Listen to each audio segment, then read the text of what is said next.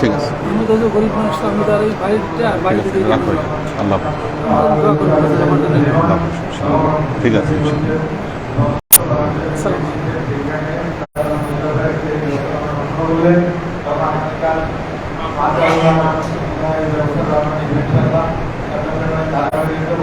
কে আগামীকাল কে? ও আচ্ছা,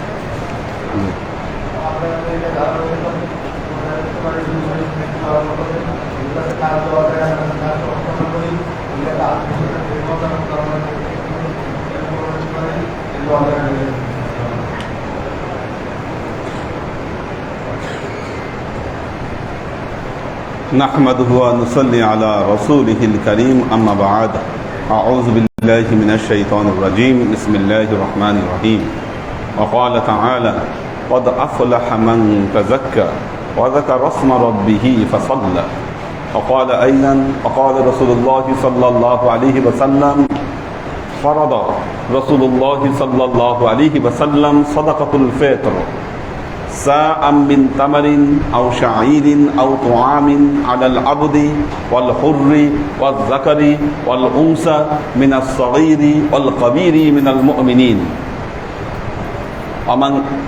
وأمر أن تؤدها قبل الصلاة ومن أداها قبل الصلاة فهي صدقة مقبولة ومن أداها بعد الصلاة فهي صدقة من الصدقة صدقة الفطر তথা ফিতরা, এটি রমজান মাসের খাস দান। ফিতরা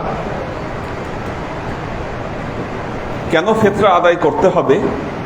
আল্লাহ নবী বলেছেন তাহারাতুল লিস-সাইম ওয়া তুআমুল লিল মাসাকিন। ফিতরা আদায়ের কারণ হলো একজন রোজাদার যখন রোজা রাখে, এই রোজার মধ্যে অনেক ত্রুটি বিচ্যুতি হয়ে যায়, তার এই ত্রুটি বিচ্যুতিগুলো মুক্ত করে পুত পবিত্রভাবে আল্লাহ যেন তার রোজাকে কবুল করে নেন, এই জন্য ফিতরার ব্যবস্থা করা হয়েছে। তাহারাতুল লিস-সাইম ওয়া তুআমুল লিল মাসাকিন। আর যেই সমস্ত গরিব লোকেরা ঈদের দিনে তাদের ঘরে তাদের ভালো বাজার করার সামর্থ্য তাদের নাই, ভালো কাপড় পরার সামর্থ্য নাই, ঈদের দিনে তাদের বাসায় ভালো রান্না হবে কিনা এই বিষয় সম্পর্কে আমরা যারা সন্দিহান, এই তাদের খাবারের ব্যবস্থা করা, এটা হলো উদ্দেশ্য। তাহারাতুল লিস-সাইম ওয়া তুআমু লিল মাসাকিন। কাকে আদায় করতে হবে ফিতরা? দেখেন, যাকাত নেশাব পরিমাণ মালের অধিকারী না হলে যাকাত দেওয়া লাগে না। কিন্তু যিনি সচ্ছলভাবে চলতে পারেন, আল্লাহ তার খাওয়া পড়া জুটাচ্ছে পরিবার পরিজন নিয়ে, এমন প্রত্যেক ব্যক্তির উপরে ফিতরা আদায় করা ওয়াজিব। তিনি হয়তো যাকাত দিচ্ছেন না, কিন্তু ফিতরা আদায় করা তার উপরে ওয়াজিব, যাকাত ফরজ না হলেও। যদি তার খাওয়া চলাফেরা চলে, এমন ব্যক্তি, সে একবেলা খায় তো আরেক বেলা খেতে পারে না, এমন ব্যক্তির জন্য ফিতরা দেওয়া লাগবে না। যদি এরকম অবস্থা হয়, একবেলা খাবার জুটে তো আরেক বেলা খাবার জুটে না, বা একবেলা খাবার খাইলে আরেক বেলা খাবারের কোনো নিশ্চয়তা নাই, কোনো কাজকর্ম নাই, কি এই ধরনের ব্যক্তির ফিতরা আওতামুক্ত থাকবেন। তবে তার পক্ষ থেকে কেউ আদায় করে দিলে সেটি উত্তম। আল্লাহ নবী বলেছেন, যে ফিতরা আদায় করলো না, কাল কিয়ামত পর্যন্ত তার রোজা আসমান জমিনের মাঝখানে লটকায় থাকবে। মারাত্মক ব্যাপার, তার রোজা আল্লাহ কবুল করবে না যে ব্যক্তি ফিতরা আদায় করবে না। কাজেই এই ফিতরাটি অত্যন্ত গুরুত্বপূর্ণ একটি আমল। কি পরিমাণ ফিতরা আদায় করব। এই ফিতরা নিয়ে আমাদের দেশে একটা ফাইজলামি আছে, যেটা বাংলাদেশ, ইন্ডিয়া আর পাকিস্তান এর বাহিরে ফিতরা নিয়ে এই ফাইজলামিটি কোথাও নাই। আচ্ছা, আল্লাহর নবীর যত হাদিস, অধিকাংশ হাদিসে আল্লাহর নবী বলেছেন ফিতরা আদায় করতে হবে এক সা পরিমাণ, এক সায়ের কথা বলা আছে। একটা হাদিসে হযরত মুয়াবিয়ার সময়, আল্লাহ রাসূলের কৌল না কিন্তু, এটা কৌল হচ্ছে হযরত মুয়াবিয়ার বক্তব্য। উনি কুফার শাসনকর্তা ছিলেন। সেই জায়গায় এক সময় গমের দাম বেড়ে গেল। গমের দাম যখন বেড়ে গেল, তখন হযরত মুয়াবিয়া বললেন, কেউ যদি গম দিয়ে ফিতরা আদায় করতে চায়, যেহেতু এটার দাম বেশি, সেহেতু অর্ধেক সা গম দিয়ে ফিতরা আদায় করলে হয়ে যাবে। এই যে একটা ক্লু পেয়েছে, এখন বাংলাদেশের কিছু লোক তারা বলতেছে অর্ধেক সা, আমরা যেহেতু চাউলও খাই, আমরা যেহেতু গমও খাই, কাজে অর্ধেক সা ফিতরা আদায় করলে আমাদের হয়ে যাবে। এই জন্য ইসলামিক ফাউন্ডেশন যে ফিতরার মান নির্ধারণ করে, এটা এত কম হয় এই অর্ধেক সায়ের কারণে। এখন আপনি কি পরিমাণ ফিতরা আদায় করবেন? দেখেন, সবার ফিতরা সমান হবে না, এটাই স্বাভাবিক। সবার ফিতরা সমান হওয়া সম্ভব না। তার কারণ হলো, আমাদের মধ্যে কেউ 50 টাকা দামের চাউল খায়, কেউ 80 টাকা দামের চাউল খায়। এক একজনের খাবার মান এক এক রকম। তো আল্লাহ আপনাকে ভালো খাওয়াচ্ছে, এই শুকরিয়া স্বরূপ আপনি কি বেশি ফিতরা আল্লাহর কাছে আদায় করবেন না, নাকি আল্লাহকে ফাঁকি দিবেন? কোনটা? এজন্য বলেছি, ফিতরার মান বের করার সবচাইতে সহজ উপায়, আপনি যত টাকা দামের চাউল খান, আপনার ঘরে তো বাজার করা হয়, যত টাকা দামের চাউল খান আপনি, এই চাউলের দামের উপরে আপনি 3.666 গুণ করে দেন, আপনার ফিতরা বের হয়ে আসবে যে আপনার ফিতরার মান কত।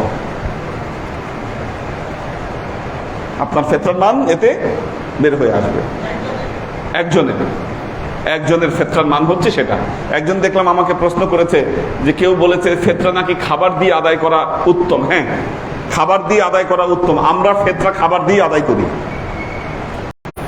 আমরা ফিতরা খাবার দিয়ে আদায় করি। আমাদের এখানে যারা ফিতরার টাকা জমা দিচ্ছেন, আমরা এটা দিয়ে বাজার করব।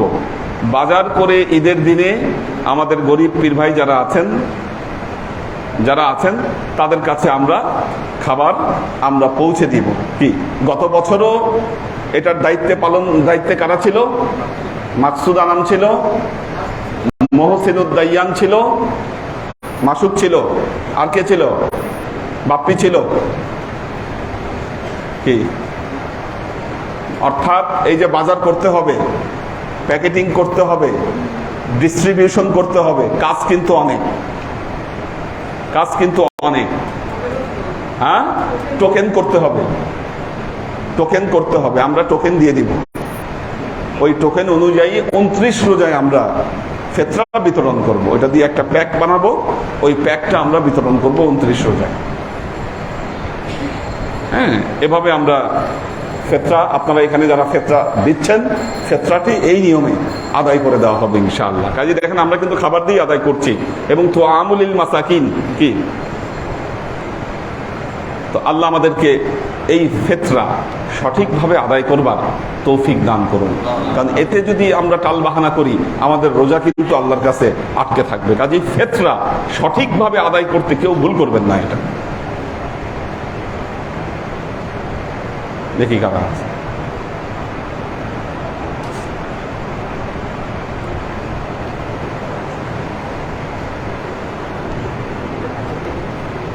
দাও, কি এটা? আচ্ছা, খাবো না।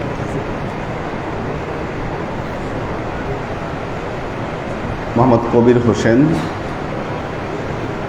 আবুল হোসেন পারভেজ, মুস্তাহিদুর মাহিন, আখতারুজ্জামান ভাই আছেন, এইচ.কে কনক, তাসলিম তাহের সিফাত, ফাইম ফাইজুল্লাহ,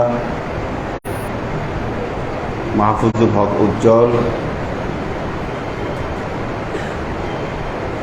রায়হান জামিল বিন জয়নাল, ওনার ছেলে হয়েছে, দোয়া চেয়েছে। নাজিমুদ্দিন ভাইয়ের ফ্যামিলি আছেন, নুরুল ইসলাম ফরিদপুর ভাই আছেন, আলাউদ্দিন মিয়া, মোহাম্মদী তায়েবা, কৈতর বিথি, কামরুল আনাম, সুরাইয়া আক্তার, এইচ.এম. মিল্টন, মাকসুদ আনাম, মোহাম্মদ সিয়াম হোসেন। আল্লাহ সবাইকে ভালো রাখুন, সুস্থ রাখুন। আল্লাহুম্মা আমিন। আল্লাহুম্মা সাল্লি আলা মুহাম্মাদিন ওয়া আলা আলি মুহাম্মাদিন কামা সাল্লাইতা আলা ইব্রাহিম ওয়া আলা আলি ইব্রাহিম ইন্নাকা হামিদুম মাজিদ। আল্লাহুম্মা বারিক আলা মুহাম্মাদিন ওয়া আলা আলি মুহাম্মাদিন কামা বারাকতা আলা ইব্রাহিম ওয়া আলা আলি ইব্রাহিম ইন্নাকা হামিদুম মাজিদ। রব্বানা ظلمنا أنفسنا وإن لم تغفر لنا وترحمنا لنكونن من الخاسرين. ربنا آتنا في الدنيا حسنة وفي الآخرة حسنة وقنا عذاب النار.